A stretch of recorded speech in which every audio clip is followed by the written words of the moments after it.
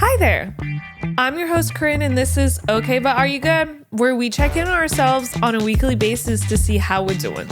Are we feeling like we're going crazy, or we're just really taking it day by day? Because I cannot get my head staying straight. It's spinning, but I just keep going every day because nobody cares. I do, I promise. Anyways, today we're going to talk about friendships, specifically the friendships that leave you tired instead of full. And I'm not talking about toxic friendships that have a million red flags. I mean the subtle, sneaky ones, the friendships filled with love, people that you've known forever. But every time you hang out, you end up feeling super drained. And then you end up dreading the call. You scroll past their name because you are thinking to yourself, I don't have time for this right now. Friendships are supposed to feel supportive, grounding, safe, and if it doesn't, it's worth diving a little into. So what does an exhausting friendship look like? Well, one sign is that you're their therapist and they're never checking in on you. They're never asking what's going on. It's pretty much just a one-sided conversation and you supporting them and reassuring them that everything's going to work out and that they're doing the right thing. And you're always giving them time. You're going out of your way for them. But when you need support, they just happen to be busy. And you might end up feeling, after your conversation with them, heavier and just like this huge, massive weight on your shoulders. And I don't think people do this intentionally. Like they might just not have anyone else and you keep answering the phone, you keep showing up for them, so they are going to keep calling you. But I've had multiple friendships throughout my life that this has happened. So, the common denominator is myself, but like I'm just trying to be there for you. But I've hit breaking points where I'm like, I have family in the hospital or so-and-so in this, and you wouldn't know that because I'm out here only helping you with your relationship problems that are so minor and not important in the long run. Like you broke up.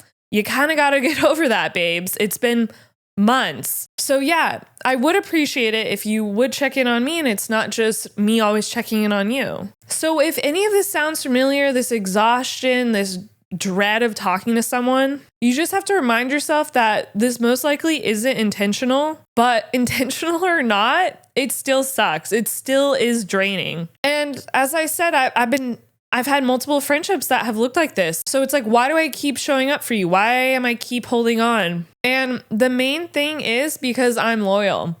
I want to be the person you lean on. I want to be able to help you through this hard time, whatever it may be. And I get scared. If I'm not showing up for you, who are you going to be able to talk to? Are you going to just, if I'm not there, is your world just going to fall apart? And that makes me like feel this guilt. And there's a fear if I'm not showing up, I'm going to lose this friendship. And I've talked about that before, this people pleaser in me of like, I have to keep showing up because then I'm going to lose you if I don't. But then who's looking out for me if I'm always looking out for you and you're not checking in on me? It's a hard cycle that it's a struggle to get out of. And back in the day, I would just like suffer through it in some ways because I didn't want to lose the friendship. But then I would end up losing the friendship because I was so exhausted always being the go-to person for someone else. And since you don't have anyone else you can lean on. And not all friendships are like this. Not all friendships in my life, they're definitely not like this. Obviously, things come up and people need you more at various times, depending on what drama or unfortunate life event shows up. But friendships should be mutual. It should not be a one-way street. And how do we like avoid this exhaustion, this one-way friendship? I've created boundaries. For one, I've cut people out of my life. I wish whoever I don't talk to well and hope they're doing great, but I'm perfectly fine without you. I don't miss you. And, if you don't want to go to that extreme of cutting people off, obviously a little backstory, mine wasn't instant. It's like months, years of this constant one-way friendship, one-sided, no one, like they're not checking in.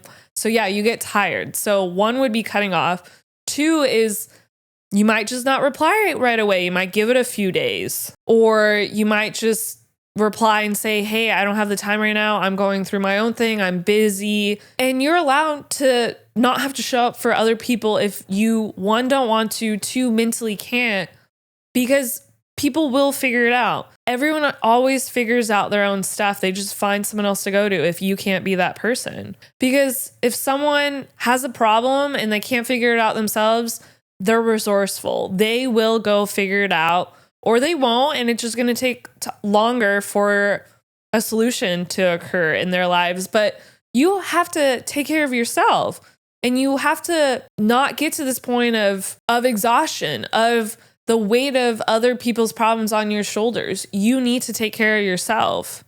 And your friendships will be better for it, because you can show up for them when you're not pushed to your absolute extreme limit and you can't come back from it, which is why friendships end up not being a friendship anymore. Friendships are so important to me because they're my own family that I've created. It's your chosen family. I really take that to heart.